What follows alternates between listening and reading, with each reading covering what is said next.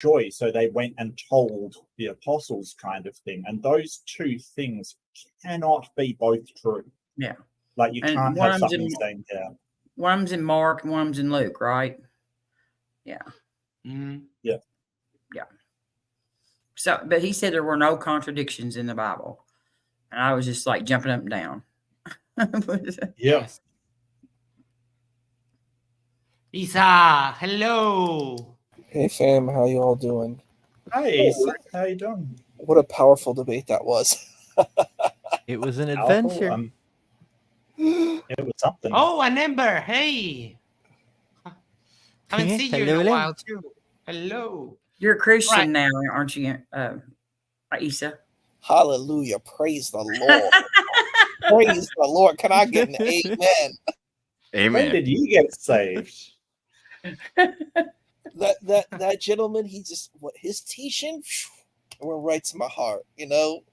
He was pretty convincing.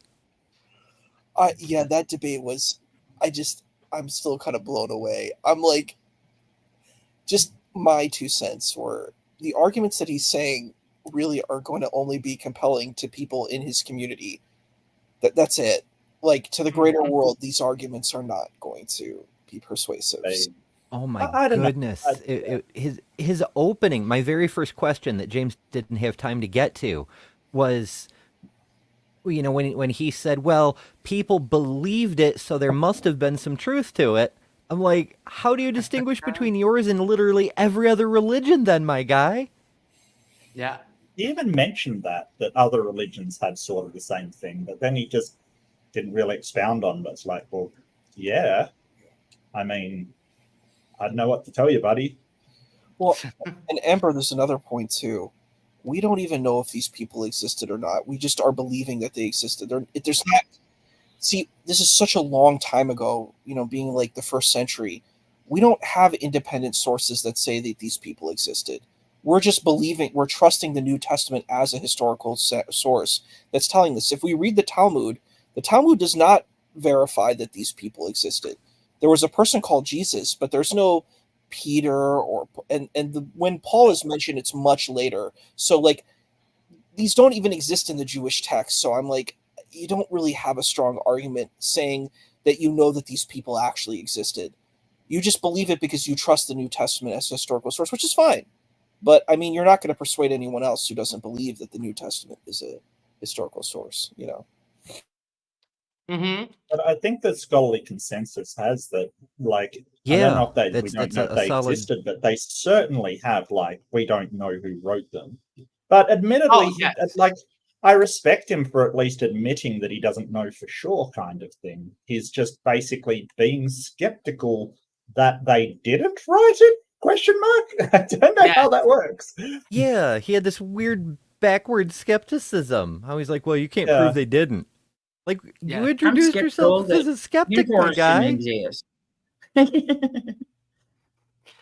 Now, for Mark Reed, I presented no evidence that Mark wasn't written. I did. There was, oh God, I did. There are Bibles today that those 4 Gospels begin with a caveat saying we don't know who wrote these, you know? Yes.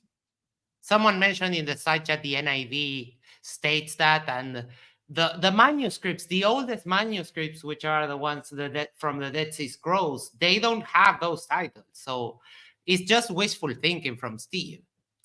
So before we get into the open discussion, go ahead. Sorry. Historians from the time refer to a Gospel of Mark that from their references is very clear isn't the Gospel of Mark we have today. So there's A, lost Gospel of Mark, and B, the one we have, was definitely not written by Mark. Oh, exactly. Billy, did you need me to put this in chat, mate? I'm sorry, I didn't see it. Well, no, I just saw someone ask for the link, so I put it in the side chat. Yes, one of the and Jer. You can put it if you want. It's up to you if you want to put it. Yeah, sure. And just while we do that, we've got a $2 super chat from Barnaby Wild. Thank you so much, Barnaby. What are you saying? Hi, hope all is well. Robin is a nice person. Do you have evidence of that, Barnaby? And I'm looking for $2 worth of evidence of that. He spent most of the day with me, so. But I have the inside track on that super chat. Robin bribed this person, so they would send the super chat. He was at the convention with me, Mark.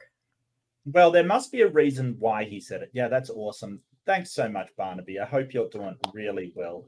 Welcome, Leo. Leo, hello. Leo. Oh, Leo. Yeah, but do you have evidence that Leo joined the chat? Yes, you're here right now. And since you just joined, why don't you give us your thoughts on Mark's opening? Oh, I didn't see the debate. I was driving. I just like talking about whether or not Jesus rose from the dead. It's not like I didn't want to see it. I just couldn't. Okay. Yeah. Operating a motor vehicle. Driving.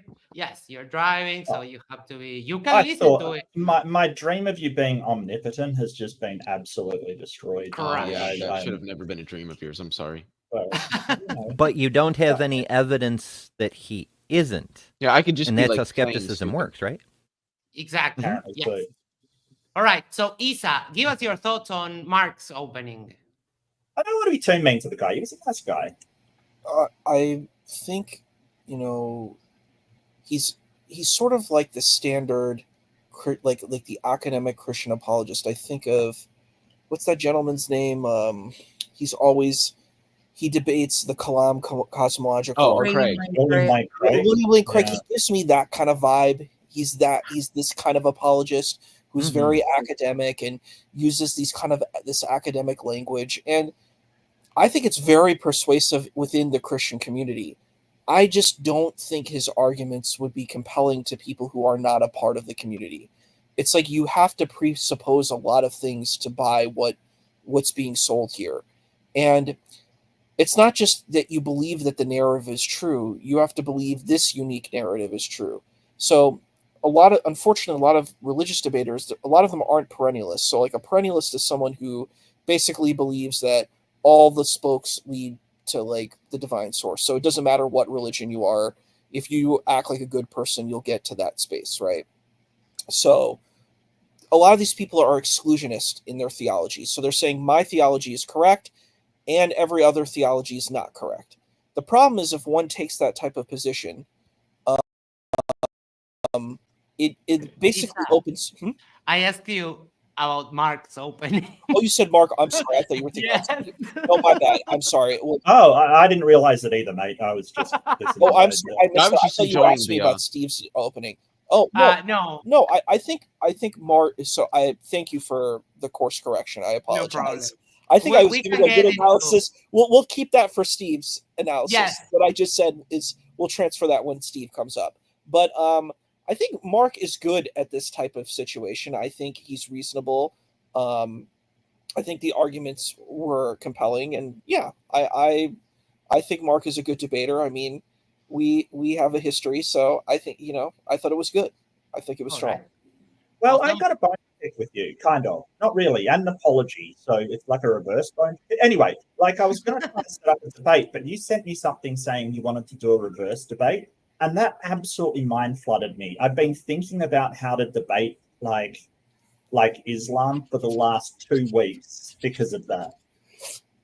Oh, which isn't your fault. It's totally my fault. It's just I'm not sure I want to do a reverse debate. I don't know. I don't know. I feel worried that I can't represent it well. You know what I mean? Like, I don't know. What do you mean by reverse debate? I wouldn't debate as no, because I would take the position as the atheist, and Mark would take the position as Muslim. I think I could be a great atheist debater. I think I'd be really good. I think I have really great arguments to argue for atheism. I can't come up with much. Maybe it's a fault of mine or something. I've been really, I don't know. I don't want to do a reverse debate. I don't want to do it. Max and Dr. J did this for Christianity. Yes, I did that. It was very entertaining. Yes, I mean, I'll try, but I can't. I can't guarantee that I'll do any good. I don't know. I don't know how to approach that. No, it absolutely mind flooded me for the last couple of weeks. I've been, how the hell do I approach that? It's fun. So the thing is, you can try, like, there's different kinds of arguments that you can make. You can try to make like secular arguments for Islam, and there is. So I'm having a debate. It's a little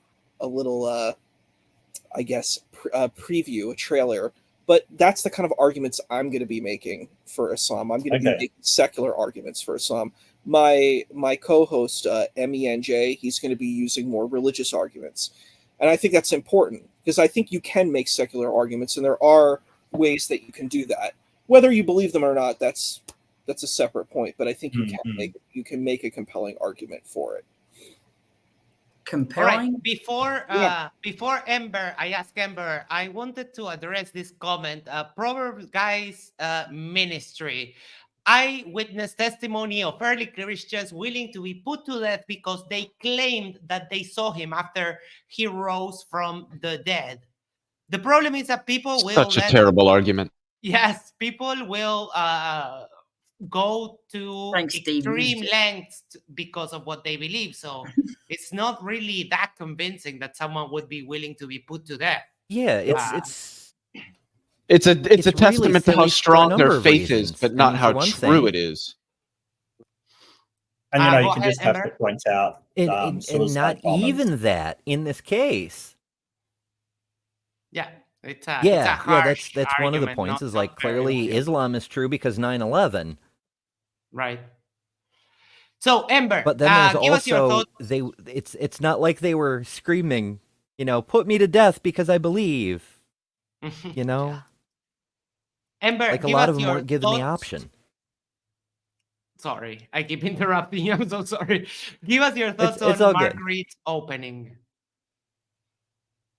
Very extensive, very thorough. I mean, it's maybe too thorough. Well, not really so much that it's yes and no. Because as you said right at the very beginning of your intro, the burden of proof is on the positive claim. So what is there really to say other than show me the evidence? So in a way, you kind of red herringed yourself by presenting so much evidence in opposition. But like, what else could you say in that part? Something. Yeah. Okay. I feel like you should. Like, it's kind of. I think that in a debate, the opposition, the negative, does have to do some freaking work. Like just at least come up with some arguments why people shouldn't believe it. Well, I mean, in a debate, you wouldn't be defending just not believing that Jesus rose from the dead. You would be defending that he did not rise from the dead, which is a positive claim, which requires a burden of justification. Both sides in a debate always have some burden of justification. They're defending a claim because that's literally what a debate definitionally is. I think it's a super easy claim to I think it is too. And I don't think you need to talk theology at all to show that it's true. You just need to show risen from the grave. You just need to show that Jesus rising is a miracle and that miracles are nomologically impossible, and that is enough to establish that they do not occur in our world. Has anyone risen from the grave? Do we have any? Is that even physically possible? Yeah, I mean, like the thing that people say, like when people say, "Oh, I died," I'm like, no, you just died based on human, like that system that said you flatlined. It's just that system. You didn't actually die. Death. You know what I mean? You didn't fully die. So, like, that's the thing. So, there's a difference between clinical death and brain death. There's a big difference. Mm-hmm. So, Billy, give us your thoughts on Mark's opening. Except if you're praised, who believes that people have died for hours on end and come to be Yes. So, like I said earlier, the only criticism I had is maybe keep the three main talking points, but maybe that is like only thing I would have done differently. And you talked about that's difficult. The Bible being a myth or a legend. Based on myths and legends. It's not a historical book. There's a lot of supernatural claims. Talked about other resurrection stories. The Gospels were written decades after Jesus died. The contradictions in the Gospels, and talked about the zombie apocalypse, Matthew 27. Those are the main. That was good. I did love that you brought up the zombie apocalypse. Also that you brought up Sai Baba. I haven't mentioned that in so long, and you just like pulled it out. I'm like, damn, that's impressive. Oh, really good. My memory is weird. Robin, give us your thoughts on Mark's opening. It was just like a long but I'm just bit with Mark. Thanks, Robin. Yeah, it was good as I expected it would be good. You killed the debate in your opening, pretty much. You pretty much shut it down. All right. I can certainly appreciate the presentations. Just having a presentation is always a plus. And I always say it on our after shows that when you have a presentation, you catch people in easier. And it is always good, at least to make a basic presentation with some colors, some images to illustrate your points. I think that works. Maybe you could have, instead of doing so many topics, go a little bit more into detail on like the contradictions. That is one that has so much evidence and so many contradictions, which maybe you could have expanded there. But that's just like personal taste on what I would do in faced with the same situation. But I think your opening was great. It takes the debate because when we compare both openings, him dodging the burden of proof and you basically giving the evidence on how the Bible is not reliable, then that's the debate right there. It's like, okay, he says, I don't have the burden of proof. And you say, well, okay, I don't have the burden of proof because the Bible says so. And then you go and you show that you can't trust the Bible, then that's it. That's the debate right there. So, open discussion. Who wants to start? One at a time, please. Don't like Jesus didn't rise from the dead because that's something which is nomologically impossible, and nomologically impossible things by definition do not occur in our reality. But that's because you're that's circular, Leo. No, it's not. You're saying nomologically. You're saying it's impossible, therefore it's impossible. No, I'm not. I'm saying it's nomologically impossible, therefore it doesn't occur. Define things cannot occur but not be impossible. It would be no different than me saying you can't have a square circle. That's logically impossible, and logically impossible things cannot obtain. But hang on. But then you're claiming that sort of miracles and stuff cannot exist. So that is what I'm claiming. That is what I'm claiming, because they're impossible. How do you demonstrate that? They're nomologically impossible. Miracles that's only impossible definition. That's what nomologically kind of means. Yeah, that's the point. Nomologically impossible things don't happen in our reality.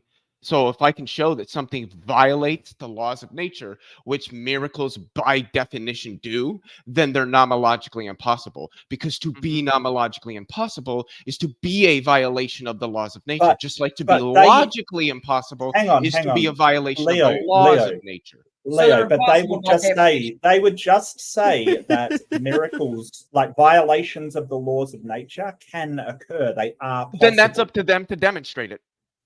And good luck with that one. I thought you said a debate took both sides, though, that you had to show that it didn't happen. I can. They're nomologically impossible. They can't happen. You're sounding like... Now, you might ask, well, why are you saying miracles are nomologically impossible? And I can explain that. Because they violate laws of nature, which is what it means to be nomologically impossible. They're definitionally nomologically impossible. That's what I said. So they're impossible by definition. Yeah. But they wouldn't agree with that. But of course they're not going to agree. Nothing that I'm saying entails that somebody who thinks miracles happen is going to agree with me. Of course not. I could say the beginning of the universe isn't like a beginning the way that William Lane Craig means it. Cameron Bertuzzi would probably disagree with me on that, but that doesn't mean he's right. I don't care that they would disagree with me. Don't you have to at least prove that miracles are, what do you call them? Nomologically impossible via violation of the laws of nature, just like logically impossible means something is impossible via violation of the laws of nature or the laws of logic, like a married bachelor. Your claim is in your definition. It's in your claim. But how do I demonstrate? How do I show that a married bachelor is logically impossible? You don't show things like that. They're impossible because of the definitions, the semantics that we're dealing with. That's what I'm saying. What it means to be a miracle equals the same thing as what it means to be nomologically impossible. Because to be nomologically impossible is to be a violation of the laws of nature, and a miracle is a violation of the laws of nature. So then what would the difference be? Miracles would just be nomologically impossible things. And then what it means to be nomologically impossible is that it does not occur in the actual natural world. So therefore, miracles just don't occur in our world. Boom. Jesus never rose from the dead. It doesn't occur in science, but it could occur somewhere else. I don't know what it means to occur that it doesn't happen. Science. No, not with things that we can show are impossible by definition. Just like I don't have to show you that a married bachelor is impossible. We know that the concept of a married bachelor is impossible, not because somebody showed you that it was, but because of the definitions of the word married and the word bachelor. I thought it's logically impossible to be a married, unmarried man. You can't be a married, unmarried man. Leo, the problem is nomology the science of laws or not? Is what now? I don't know what you're saying. When you're saying what are you saying? Nomological. That refers to laws. That refers to laws. The science of laws. Well, no. I don't know what the science of laws would be. I don't know. Science doesn't study laws, it finds them. Why do we have to go to Jesus at all then? Why can't we just say God is non-logical? Well, no, or whatever. Jesus doesn't. What we're talking about is Jesus' resurrection is a miracle. That's what it's supposed to be. So if I can show that by definition miracles are nomologically impossible, then that's an undercutting defeater for the idea that Jesus rose from the dead. Well, wasn't he nomologically impossible as soon as he was born to a virgin? The problem with that is, Leo, that might fly here, but that will, with someone like Steve, that will for sure get hand-waved dismissed as, I don't care what their reaction to the argument is. I don't give a shit about. I'm just presenting the argument. I don't care how a Christian would. I know how it's not even wrong to atheists because essentially you're defining it not to happen. No, that's why not at all. Well, okay, so you tell me. I'm telling you, it's not. Does not sound strong to me. What is a miracle? Yeah, define it's what a a miracle suspension of the laws of nature. What do you mean by suspension of the laws of nature? You mean they no longer apply, at least temporarily? Violation. Yeah, violation of the laws of nature. Suspension of the laws of nature, yeah. Sure. So what does it mean to be nomologically impossible? To violate the laws of nature? What does it mean to be nomological? Well, it means that sort of in a descriptive sense, you've defined something to be impossible. That's not what nomologically impossible means. Okay, so why don't you tell me instead of asking me? I've said it multiple times, though. This is the thing. I'm just repeating myself. If something's nomologically impossible, it violates the laws of nature. Just like if something is logically impossible, it violates the laws of nature. Darth Leo. The problem is that sort of that's your definition of what is nomologically impossible. No, that's the definition in modality. Okay. Just a sec. Okay, so that's basically what you're saying, but all that you're doing is sort of saying there is nothing that is possible that can violate the laws of nature. There is nothing that is nomologically possible that can violate the laws of nature. You got to remember, we're speaking within a specific modality. You mean it has to be falsifiable? It has to be falsifiable. No, it doesn't. It deals with again, nothing that I am saying is empirical. This is a conceptual argument based on the definitions of the terms that I'm using. Just like you don't empirically show that a married bachelor is logically impossible as a concept. You know that it's logically impossible because of the meanings of the term married. Well, why then when I look of the term bachelor? The problem is that they can just sort of say, well, it may not be nomologically impossible, but it is logically possible. I would grant them that, and it doesn't matter because all I need to establish that it doesn't occur in our reality not just in some possible world. I could grant that Jesus could be resurrected in some possible world. Can you put a link in the chat where you get this from? But wouldn't they be sounds argument by able to just say that God suspended I don't know what an argument by definition those laws? Well, you're just sort of defining. I used Wikipedia and it said laws of science when I. Yeah, Wikipedia is not a good source. You should go to the Stanford Encyclopedia of Philosophy, a published philosophical journal, not Wikipedia. Okay. Wikipedia is not always books wrong. that I've read on the concept of modality, which is a metaphysical concept. Leo, we can double back to this because I was asking about the open discussion during the debate, and you gave me your argument for I thought you meant we were moving into an open discussion, I guess. Oh no, we're talking about the open discussion during the debate. My favorite part, and I'll take it the first turn, was it when Steve asserted that there weren't any people that were mythologized during their lifetime. So I did a little digging in my own head, and I came up with 3, and I'm pretty sure that there's hundreds more. But the Caesar Augustus was thought to be like a sort of a kind of demigod something. The Chinese emperors were said to be the sons of dragons. And then one more modern one, the violinist Niccolo Paganini, who is said during his lifetime that he had sold his soul to the devil so that he could be the best violinist in the world. And that's just 3 off my head. Why didn't I think of this? How about Kim Jong-il? Like, seriously. Yes, Kim Jong-il, Kim Jong-un. So, do you mind if I chip in? Is that okay? Yeah, go ahead. Open discussion during the debate, please. So, the strongest argument that came out was when Mark was talking about Romulus and Remus, like that narrative about how Rome was created.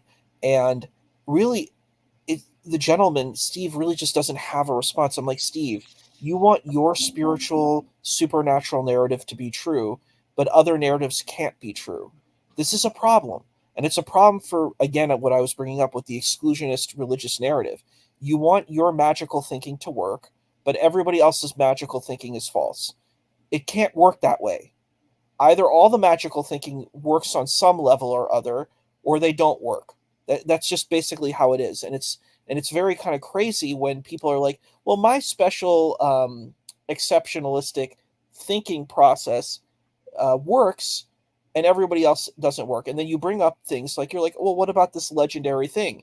And they're like, oh, well, that's a legendary thing, but my thing is real. Mm-hmm. And he's saying, like, well, all these people defended these stories. And I'm like, well, who said that? Well, the New Testament said that. What else said it? Oh, well, the church fathers said it. Okay, so it's a bunch of people who believe the same narrative that are reinforcing the same narrative. That doesn't prove truth. You know what I mean? If I'm a part of a certain organization, of course I'm going to say whatever I can to reinforce what the organization is saying. So it really, when I listen to this, I'm like, brother, I know you believe what you believe, but you can't, how are you going to try to say, hey, my thing is exceptionally true? That's a problem. And I think he had really no defense for that. He just kind of kept stating that his things were true. And, you hear about things like the empty tomb and this kinds of stuff. And I'm like, well, who says all of this? The religion says that. Nobody else is enforcing that. There's no independent forces. And that's it. Yeah, I think you've got some extreme static. Hang on. Yes, Edie. Yeah, you've got some extreme static there, mate. Oh. Can you just try and mute maybe until you say something? Hey. Better? Well, okay. We can hear you, but it sounds like old time radio. Yes. What the fuck? Hang on. All right. Coming to you from the Midiverse. Is it better a little bit or no? A little bit, yeah. A little. You're softer overall. Mark can go in and turn up your mic volume anyway if he wants to. That might help a bit. Oh, there it stopped. Now it stopped. All right. Who wants to give their thoughts on the open discussion next? You're so quiet we can't hear you now, Ned. Yo, better? Better. Yeah. All right, cool. Yeah. Very low, I think. So on the Romulus and Remus part, I had thoughts too. What immediately came to my mind was George Washington, who, there was a cult forming around the dude within the couple decades after he died, and if it hadn't died off, we could be Washingtonists today, but we still, we have a statue of the guy as a Greek god in the U.S. Capitol. We also have a painting of him literally called the Apotheosis of Washington. And apotheosis is supposed to be this like process of becoming divine. Yeah, exactly. So that shit was happening in the modern age. That he didn't even have to die before it got like that. George Washington was kind of a shitty guy anyway. I know, but he was worshipped by the nation a lot while he was still alive. I mean, he could have stayed in the office of president until he died, and none of the people would have cared. He actually had to die before, John Adams was actually taken serious as a president, sort of. So. Michael Bell says, in my humble opinion, all we have on a historical Jesus is hearsay. I used to be a mythicist for a while. And that's kind of true, but kind of not. I changed when I went go to see the scholarship. The evidence is weak, but there is still stronger than a lot of others. Yes, there is some evidence that there was this guy named Jesus. Yeah. The thing is I'm not a mythicist. One of the biggest points about this whole mythicism, historicism thing that people who don't understand historiography and historiology don't know is that when we're talking about people who lived that long ago, during periods when the vast majority of the population was illiterate, what we expect is scant evidence. Mm-hmm. Yeah. We're not expecting to have books written by the guy, himself. That's not even the expectation. So the fact that we have anything at all is, well, by historical standards, pretty good. So who else wants to give their thoughts on the open discussion portion of the debate? I'm sorry. Me, I do. Things went off the rails towards the end. That's one of the things. I wasn't upset about it because it was actually hilarious. The guy made the weirdest analogies I've ever heard. Oh my God! And yeah. usually, the analogies kind of tripped himself up, if that makes sense. They did more damage to his case than they helped. So I really, I was happy to go down them, but at the same time, I was like, "Oh, you poor bastard! You are absolutely." His whole thing was like, oh, well, if we're in a court of law, and it's like, well, if we're in a court of law, we wouldn't introduce a book there that we don't know who wrote it and expect that to be treated as evidence. But if you buy it on Amazon. It's kind of where we all got the impression that he was like a standard run-of-the-mill apologist. Is that kind of shit? Because, he just pulled out a J. Warner Wallace line. Well, in a court of law, oh my God. That doesn't, in a court of law, you can't use hearsay, my guy. What are you talking about? But that wasn't even the worst. The worst one was the Amazon one. I have faith that Amazon will send me my product. It's like, oh my Lord. Right. That was trippy. So he equivocated on the meaning of faith in the debate. Well, it got onto prayer, and he said that he gets prayer answered. And I'm like, well, do you pray for other things and they don't happen? And he's like, yes. And I'm like, well, how do you know it's the prayer?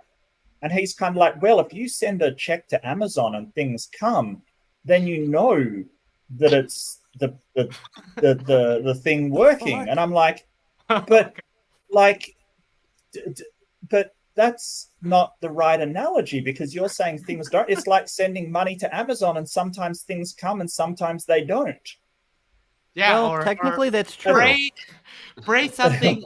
Pray Amazon sends you something without you sending the payment. See how that goes. Yeah, exactly. Yeah. Right. I had a question for you, Mark. It was so this guy pulled out the there were like 500 witnesses argument.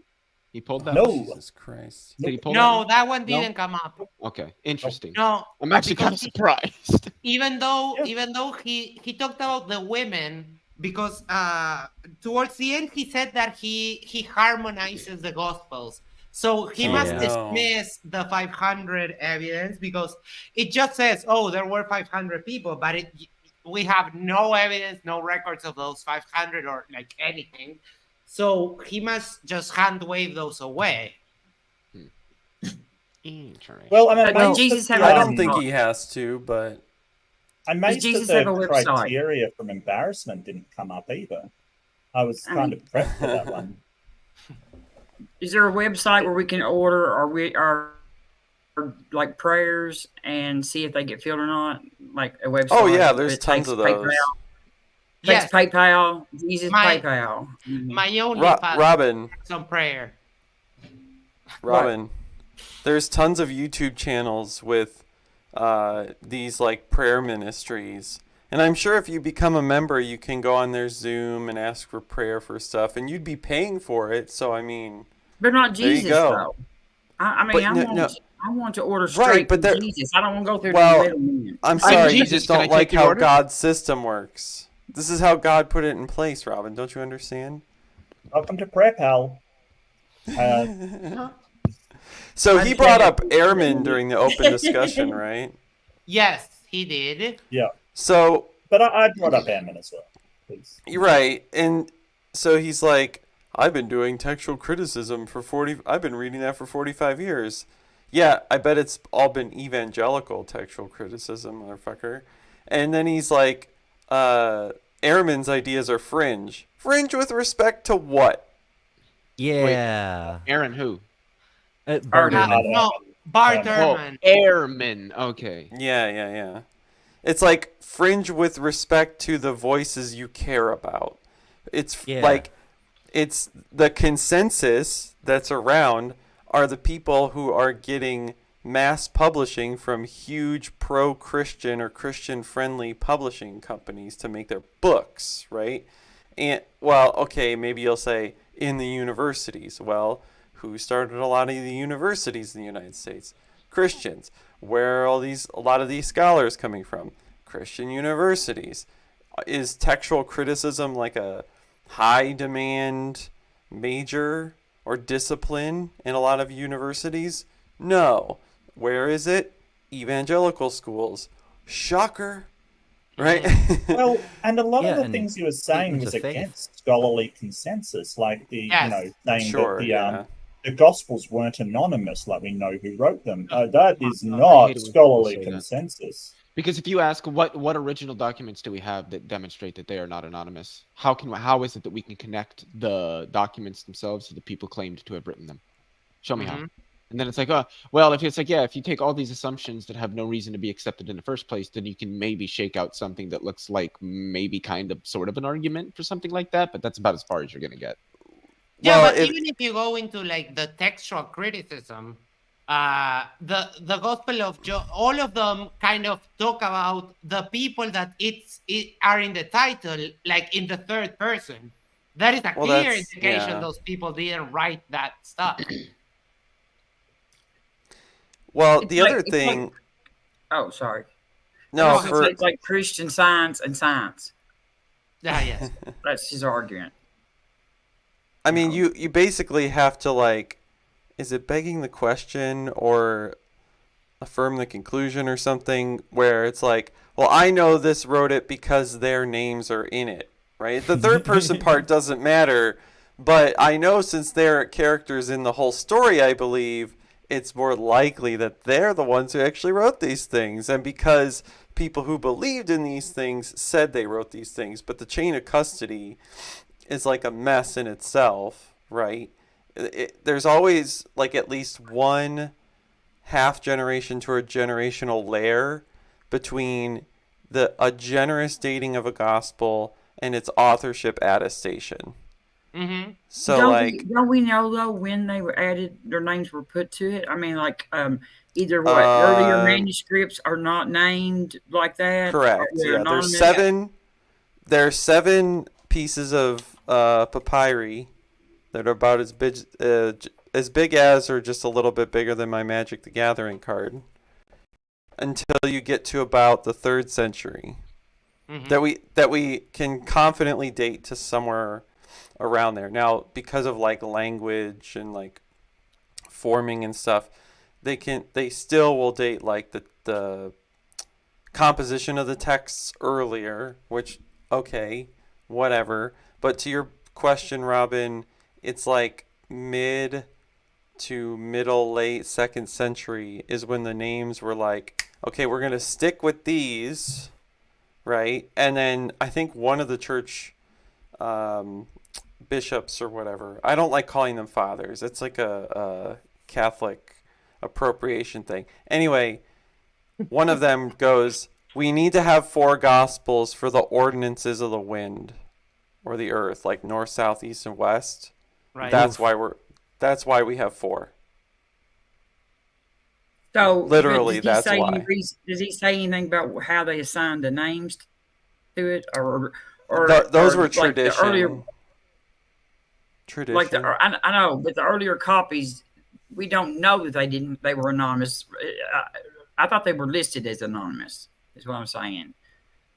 If they're as small as you said, we don't know if they originally had. Yeah. We don't know which. Like, say for example, you get a fragment and it seems to be giving part of the story of the feeding of the 5,000. I don't know the contents of each one, but the feeding of the 5,000. Well, that could be like in Matthew, Mark, or Luke, right? It's just a scrap of that narrative that appears in all 3. So now what? Like, where is that from? We don't know. Like, we can take a guess, maybe, if there's like extra context or like particular spelling-ish errors or discrepancy, maybe. But that's a big maybe. So yeah, there you go.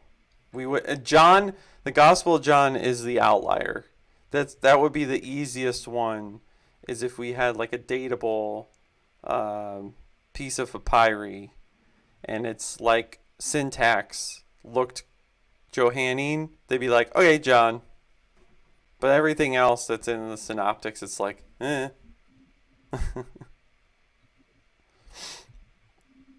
Yeah. So who else wants to give us their thoughts on the open discussion portion of the debate? Isa, I see. I do have more criticism thoughts. Is welcome. Constructive criticism is absolutely welcome. I have more thoughts. One thing that comes to mind is, one thing that I see with a lot of these folks are they will accept certain texts but refute others. I'm like, well, why don't you trust the Talmud as an authoritative text?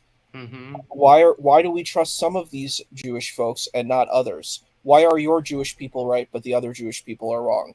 This is just something that I'm curious about. Maybe it's just because you believe in this particular narrative and it's an ancestral inheritance that you believe in this narrative. But it's interesting. I've gone on a lot of Christian channels and they're like, yeah, the Talmud is wrong, but the Hebrew scriptures are right, and the Gospels, the Testament is correct. And I'm like, well, why? Well, because my religion says so. And I'm like, okay. I just, that's not a very compelling argument to me, but I'm like, all right, that's what you believe. I don't even know what the Talmud says, but does it say that? I mean, he acted like that it supported the stories of the Bible, and that Jesus was a sorcerer. He was. Oh yeah, okay. So first of all, the Jesus of the Talmud, we cannot prove is the Jesus of the New Testament. This is not a provable correlation. So Jesus, my name's Jesus too, by the way. Jesus is just a popular name. A lot of people have this name. It's from Joshua. Jesus is from Joshua originally. It means God's savior or God's salvation. It's not like it was a name because a lot of people at that time wanted a savior that would save the Jewish people from Rome, from oppression. This is the narrative, that we need to understand. It was a popular name. So the Talmud mentions Jesus in Sanhedrin, a character called Jesus who was a black magician practitioner who was put to death by the Sanhedrin. It was not the story of the New Testament where he goes. Did he rise from the dead? Huh? Does it say anything about that? No, absolutely not. That's not a Jewish belief. I know. That's what I'm saying. He had to like support Jesus, but it doesn't say anything about him rising from the dead. No, absolutely not. He didn't rise from the grave. Absolutely nothing. So the thing is, the Talmud overall, just to give you like a crash course, it's basically a discussion of rabbis. So you have all these like Jewish teachers, and throughout the ages that are debating things. And if you look at it, it's kind of like a cool like maze of Hebrew stuff. So in the middle, you have people saying certain kinds of things, and then you have commentary around it. So it's just this kind of endless commentary where these guys are just kind of discussing with each other the ideas of Jewish things. That's a part of it. And then you have stuff on laws, and it's huge. No one can actually, I don't think there's anybody who's actually read the entire Talmudic text, because it's just volume upon volume upon volume. And there's two of them. There's a Babylonian Talmud and a Jerusalem Talmud. So these are just volumes of texts, and these people are having discussions of all of these kinds of situations. So I just don't understand why people could say that the Talmud is not an authoritative text, but the New Testament is. The only argument you have is that you believe the New Testament is true and you believe the Talmud is false. That's really all I can see personally. I was almost sure that Steve's argument regarding the Talmud was incorrect. I was just hoping that Isa would clarify that for me. When people do that, people just say the most random stuff about the Talmud, and they will just invent because they know most people haven't read it. So it's always funny when Isa facts check that kind of stuff. Thank you. Mark, can you take over for a second? I need to go to the voice room. It's a pretty big. Where were we at? I think I want to talk about where Mark failed. Does anybody have anything? I'm joking. No, I didn't feel particularly strong on that debate. I really didn't. I definitely was slightly out of my comfort zone. I did my best, but I definitely was out. But yeah, that's why I'm looking for feedback. How to improve. I think it's hard to argue with Darth Dawkins, like precepting. And that's pretty much what he was kind of doing. He wasn't. He wasn't a butthole like Darth, but his argument precepts the beliefs, precepts that Christianity is true. No, he's definitely an evidentialist. There's no way he was a precept. A precept would just basically go, well, because don't forget, precept isn't just that you presuppose something. Like everybody presupposes something. Precept is presupposing that something derives from God, either morality or coherence or something like that, or logic itself derives from God. He was presupposing the Bible was true then, not precepting, just presupposing. He pretty much believes whatever the Bible says.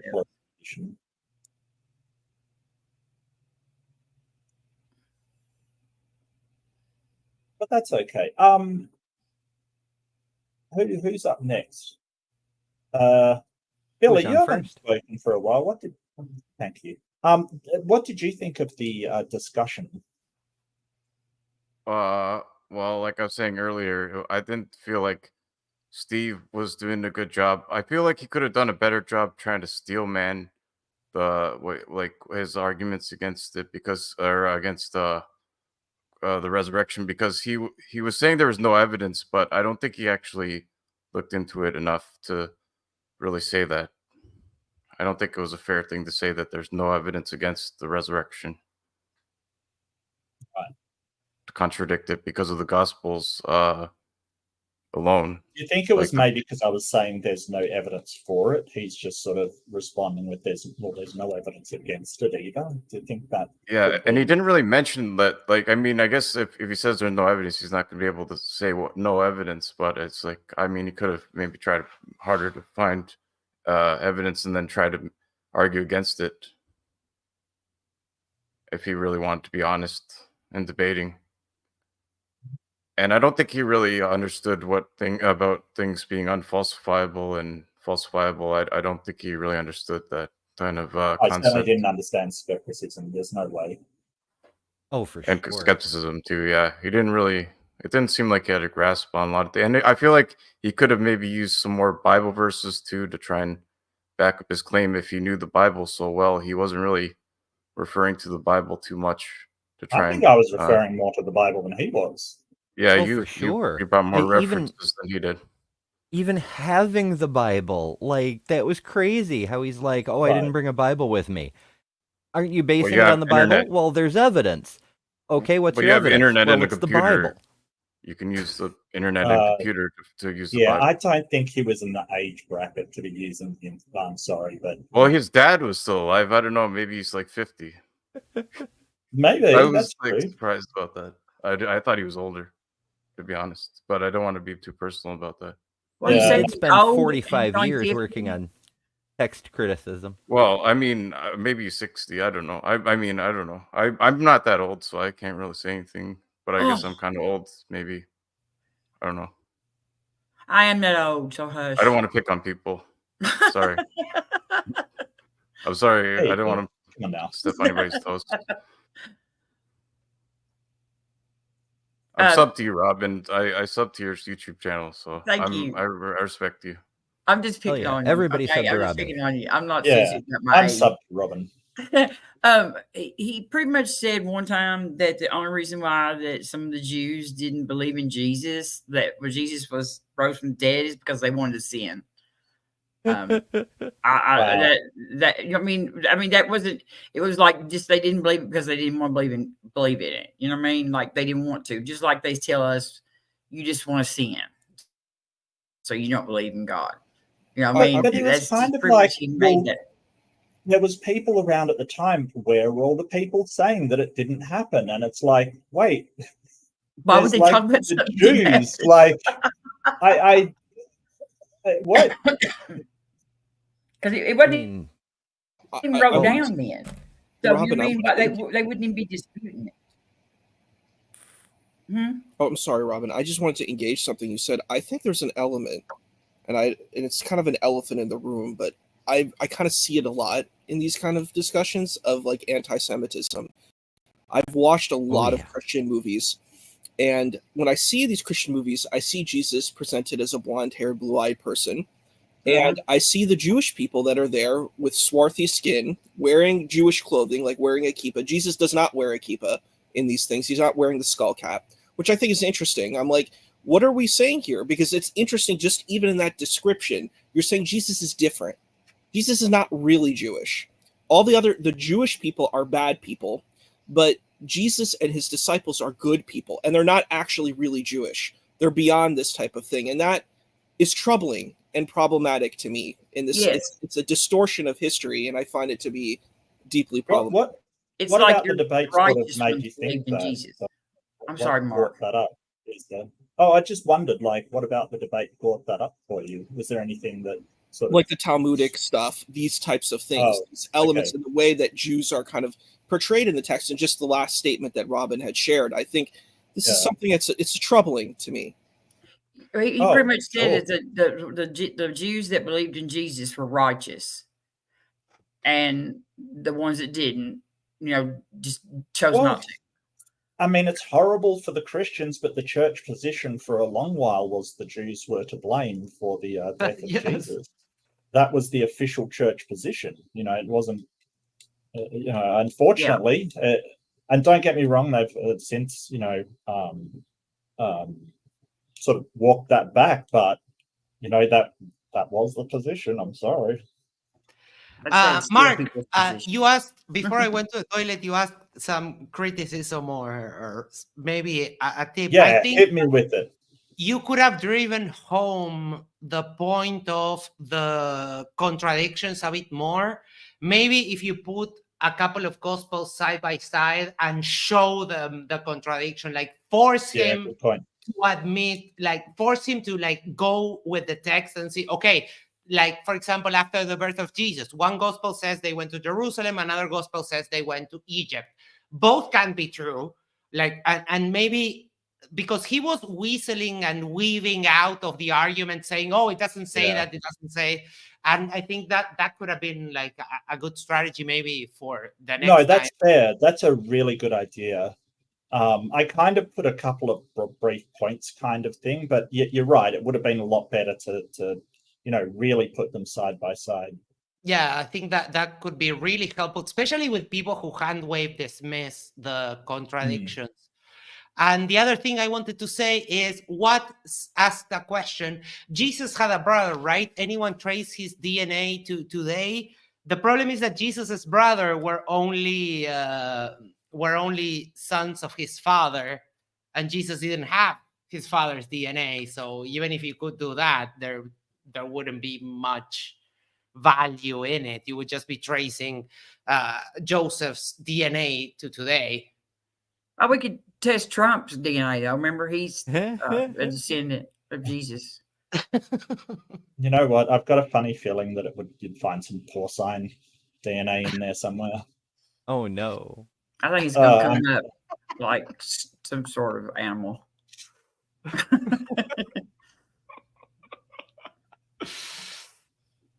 But yeah, maybe maybe not in the main presentation you could be able to do that, but maybe have a slide in a separate presentation, or one slide at the end to bring up during because a lot of people do screen share during the discussion, and I think that could have driven the point a bit, especially with I like it. That's a good idea. So slippery. Definitely a good idea. My Trump joke was for what? No, I missed him. So I had So well, I mean, it was James was the brother of Jesus, wasn't he? Like James. There was more than one, I thought. Actually. Oh yeah, there were lots of Jameses. Oh yeah, but that was James, son of Zebedee. No, brothers of Jesus. But that brothers was the only one I think named. Was James. And it's the only one that we know of that was extra biblically named by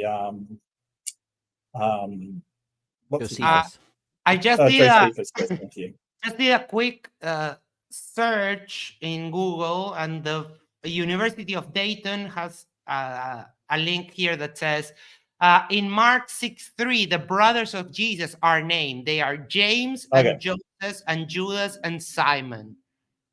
Oh, so, 4. But as we all know, they were half brothers because they were for Joseph from a previous marriage or something like that. Yes, because Mary was a virgin. Right. Yeah. And apparently she never had sex anymore after having Jesus. That's right. Virgin Mary. That's legit. Funny thought. That was legit. If you ever bring up Mary having sex with a Christian, they will rip out their clothes. It must suck to be married and eternity, never have sex for eternity. Yes. And somehow still have more children. Yeah. Well, no, as far as I know, the brothers of Jesus were only sons of Joseph, not of Mary. She didn't have any more. Yes, I think so. Where did they come from? Previous marriage from Joseph. He was a widower, I think. What? I was laughing at what's comment. I need to bring something up on the screen. Look at what's comment. Yeah. Yeah. That was a good one. But it is hard to believe that after having a child, and we have to conjecture that she continued being married to Joseph, that Mary never had sex and never, of course, no contraception means that she would have probably gotten pregnant afterwards.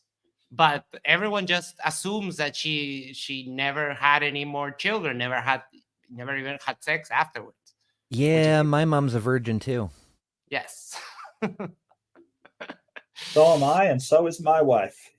So is Madonna. I don't know why everybody's wanting to be a virgin. I'm not going with that route. No, fuck that. when people talk about the 72 virgins you get in some versions of Islam, it's like, I wouldn't get 72 virgins. Give me 72 that know what the hell they're doing. I don't want to be in heaven and having to teach people stuff. How can it even be paradise if no one knows how to do the horizontal polka? Exactly. I just want to know how ugly I have to be to make it to 56 and be a virgin.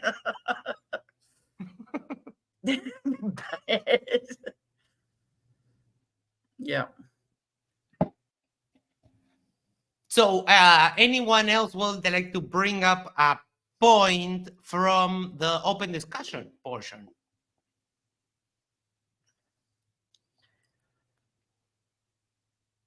I actually had one while ago, and I hit my cart, and now I can't remember what it was. So yeah, my brain's starting to turn into Kool-Aid.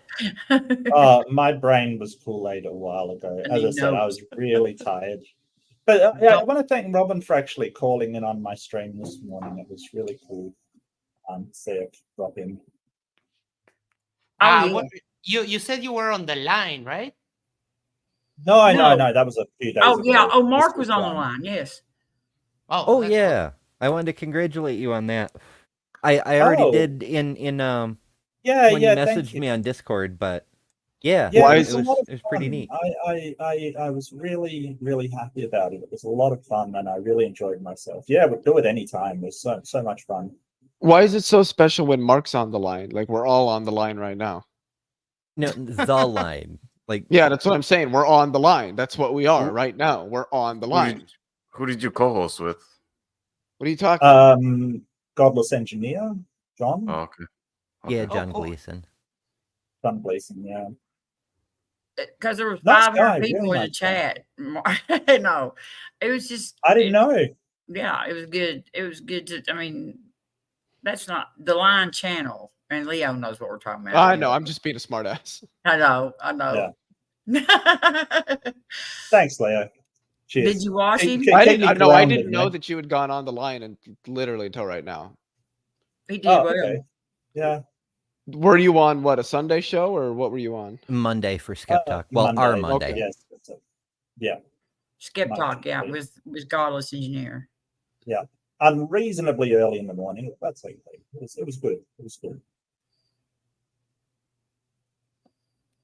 All right. I don't know. I think we've covered pretty much everything. Do you have anything else you would like to say, Mark, or do you think we can start to wrap it up? Just fine. Just, I don't, as apologists go, he was absolutely fine. You know what I mean? Like, I'm happy it wasn't just a complete, he brought up some good points. I brought up some good, it was a debate. And that's more than I can say for some of the quote unquote debates I've had lately, which are just garbage fires. So, no, I appreciated that he was a really good interlocutor. So I really appreciated it. He was a bit long-winded, but that's probably due to not debating much and more rather, doing speeches and stuff. So totally understandable. Yeah, I would debate him again. I would debate him on other topics, the existence of God or Noah's Ark or whatever. I think they're happy to. He was fine, totally fine. Oh, Noah's Ark. We have a debate coming up on MDD on that. Evidence of God has like 6 debate, and please tell me Whitford.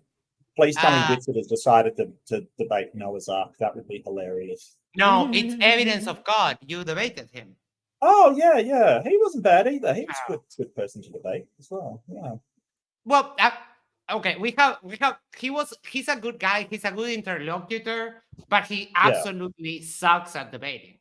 And for a guy that his screen name is Evidence of God, he doesn't know how to. He doesn't know what evidence is, and doesn't even know how to give a citation. I remember on your debate where the ERVs were brought up. He was saying like, go to PubMed and type ERV. Yeah, but I get like 1,500 articles. I've got this article in Nature Journal, and I'm like, well, what's the name of the article at least? And he's like, I don't know, but just look up Nature. And I'm like, what are you talking about? There's thousands. Yes, and the irony is that his name is Evidence of God. So we have that coming up. And shameless plug, we're going to do the after show over at Matters Now. So be sure to check it out. Matters Now. I just do my debates on here, debate after show on here, because, you know, if I feel tired, I can play games and not concentrate so much. And then I can get Max to do my hard work for me. And, you know, that's perfect. Yeah, love you, Max. Love you, buddy. Oh, love you too. Yeah, I remember it was a while ago where I was already hosting at Matters Now, and you had your first debate, and I saw that you had scheduled the after show, and then you offered to co-host with you, and said, yeah, fine. And then from there, it became like the default. If you're hosting, if you have a debate, we can host it here. Well, it was because you guys were doing the after show, and you asked me, like, do you want to do your own after show? And I'm like, yeah, I kind of would. Because here's the thing, I started doing the after shows for MDD, right? I just started one day. Anything that I watched that I felt like having an after show for, I kind of just had an after show for it, you know, like just started one. And then Matters Now kind of took that spot, which I was fine with, right? Because, you know, I'd miss debates and stuff like that. And you guys wouldn't. You guys would be on top of all of them. So I was like, yeah, cool. But technically, I kind of started doing them before Matters Now did. So I think it was Ozian that said, hey, do you want to do yours still? Because I was still doing my own debates at that point. And I went, yeah, sure. So yeah, it kind of just was a amalgamation between us and Matters Now. And since you were one of the hosts on Matters Now, I thought it was perfect, you know, like it made sense, I guess. We all know who the OG MDD after shower is, right? John Maddox. Show me yours and I'll after show you John Maddox. Oh my. He did an after show for a lot of MDD debates. And what's John Maddox up to now exactly? I have no idea. The last time I talked to him, I think was 2022. Early mid 2022. Yeah. John Maddox. Wow. Yeah. And Mark would go on his after shows all the time and just like beat the fuck out of these theists, and they just wouldn't realize it, and it was so entertaining. Well, John Maddox, he used to carry so much, like he was just an angry boy, and just sort of like steam would be coming out of his ears, kind of thing, and the contempt in which he held people was just incredible, you know, sort of. Oh, you don't understand, kind of. It's like, dude. You have to love when they show the Christian love, and they're super mad and super angry. It's like, oh, okay. Yeah. I'm not sure I do. They're mad because Jesus won't give them any real evidence to you know what I mean? Like, give us something to work with, motherfucker. Well, I managed to get in an argument in the questions that I got from Leo. Like, we didn't talk about the question and answer because I managed to slip in that if God wants you to believe and he's omnipotent, then he should be able to present any evidence to convince everybody if he wants them to believe. So I managed to slip that in, Leo. You'd be proud of me. So, yeah. Which I originally heard from you. I'm not sure if you got it from somewhere, but I originally heard it from you. Well, it just kind of follows from the fact that God is both omnipotent and perfectly rational. If he desires something, that just is. Mm-hmm. Yeah. So let's start with Leo, give our final thoughts, and we'll wrap it up for tonight. My final thoughts are I just want to show everybody something. Okay. I'm going to I'm going to put you in the back room in case it's genitals. Just please. Have I ever done that to anybody? No. I don't know. I've not seen all of your streams. Well, go watch them all. Are you going to show your feet on screen? No. I don't plan on it. Okay. This is just the argument I was presenting in syllogistic form. There's two syllogisms. Okay, I'll read it out. Miracles are violations of the laws of nature. Violations of the laws of nature are nomologically impossible. Therefore, miracles are nomologically impossible.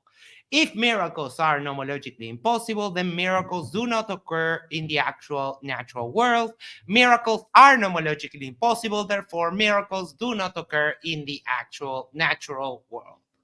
So I would sort of say the real weakness is the second syllogism, premise one.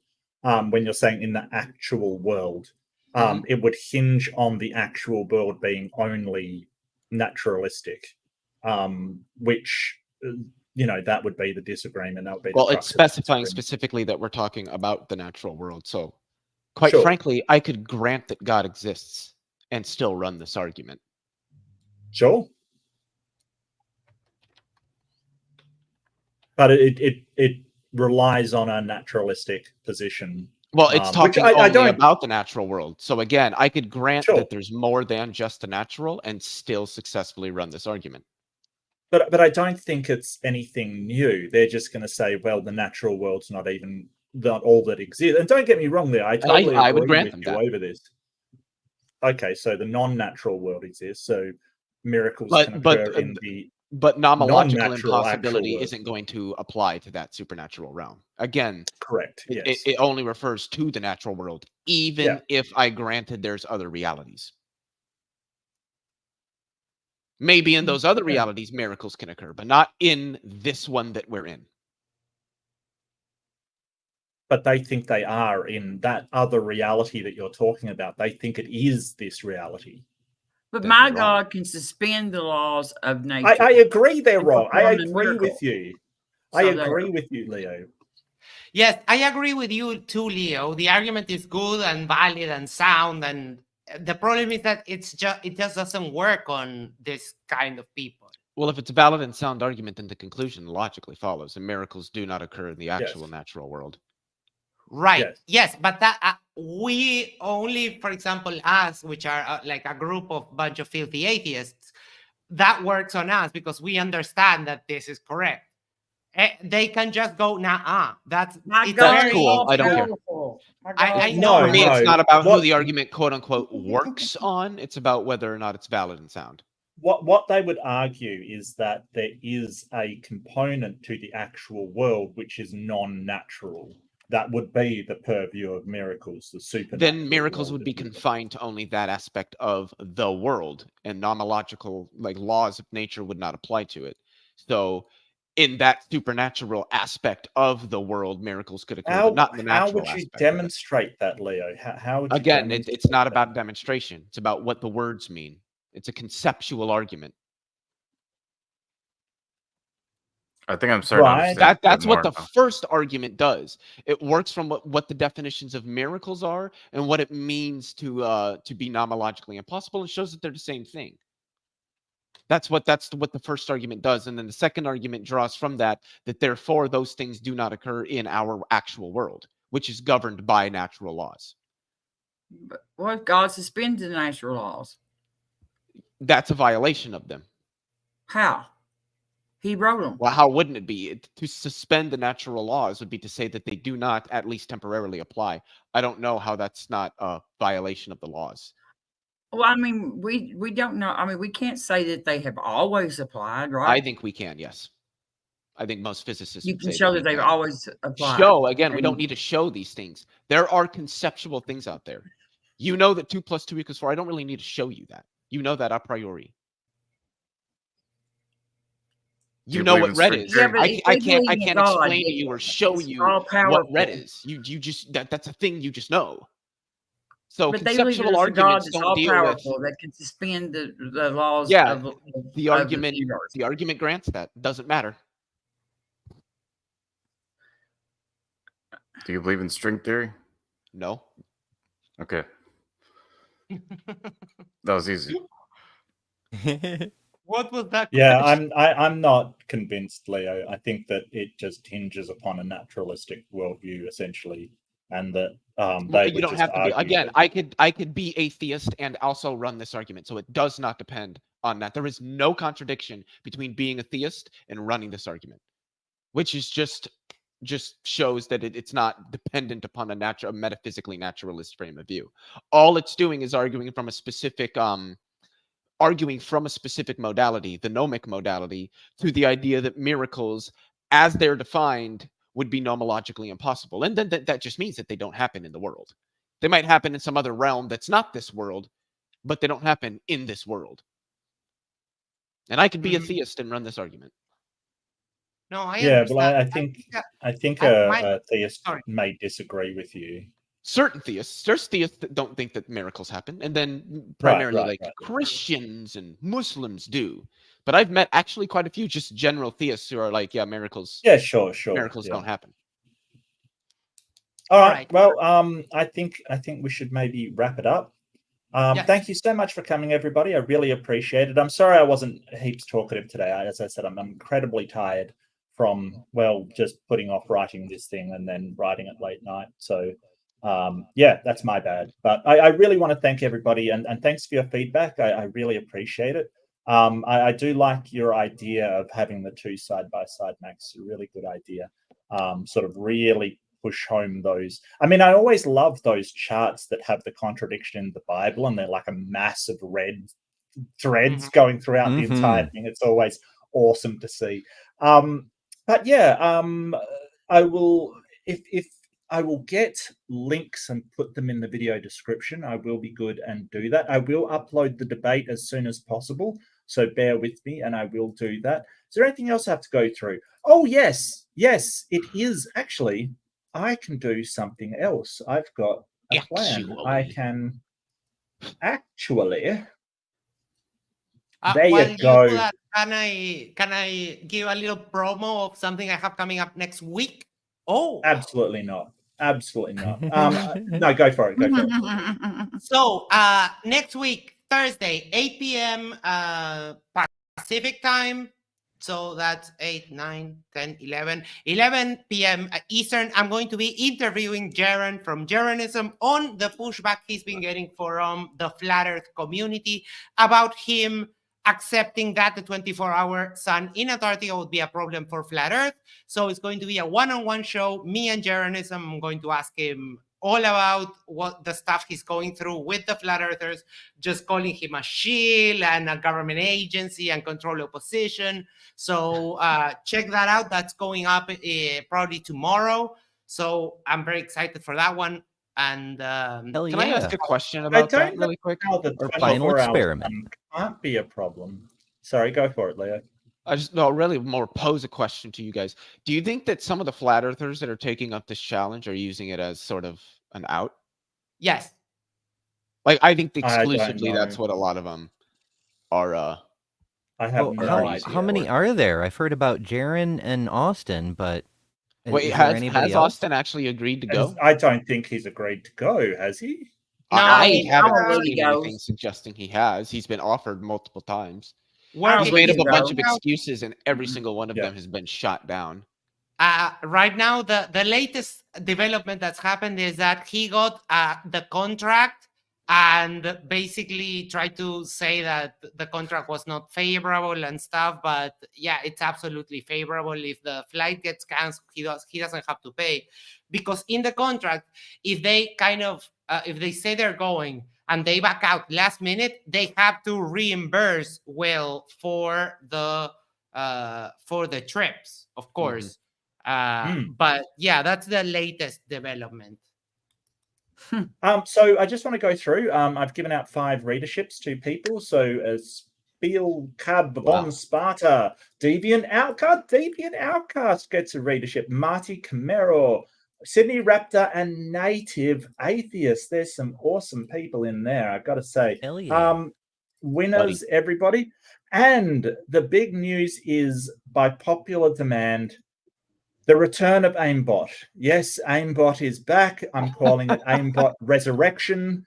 And it's going to be on Tuesday night, Eastern time. What did it stand for again? Am I morally bankrupt or them? Oh, there, yes. So it's basically just going through the am I the asshole things on Reddit, and basically I'm applying secular morality to it. So we're talking utilitarianism, consequentialism, sort of intent consequentialism, and just sort of giving my take on it, but also letting people in the chat make comments on it and giving feedback.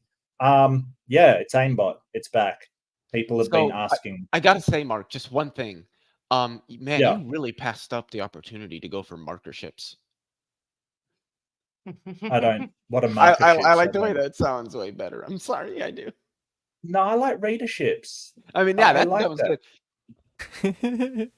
Look, I'm just jealous because Ember's got Ember ships, and that's Yeah, it. that's right. just like the That's best fire. one. Yeah, absolutely. That's just pog. So yeah, I'm just jealous over here. I Max, gotta you admit, got to start calling them Matter ships over at Matters now.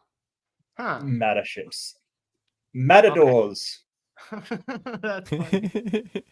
That's the Hey, first thing. My let brain Max is tired. I'm sorry. Let Max do the matters now thing, Max.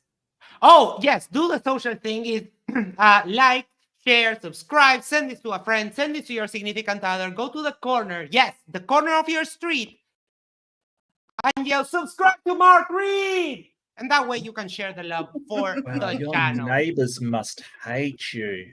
You go to Seriously, the corner. My Yeah. guy, Max, I love you. You're so loud. Good job. Yeah, well done. If I started screaming like that, my wife would come in and check on me. She's like, Oh, "What are you I live playing? alone, you okay? fortunately. Do you She'd need be your like, bald head massage to calm down? Are you playing Elden Ring again? Screaming. Do you at get me head on the massages, phone? Mark, from your wife? Yeah, well, kind of. Yeah, she likes rubbing my head, which I like as well. So yes, So yeah, I consider What? that a yes. yeah, absolutely. Why not? Okay. Why not? All right. Well, that's enough of an insight into Mark's sex life. Can I make kind of a dirty joke before we end it? No, absolutely please, not. please. No, it's really not that bad. It's Did we it's promote Why not- are you even asking permission, Leo? You never do. Go for it. I was just gonna say, Mark, I didn't specify which head. Oh There God. you go. There you Leo. go. Can I promote mine? And with that, be kind to yourself. Be kind to each other. Be kind with your inappropriate sex jokes. And I'll see you in the next one. See you, everybody. Night, folks.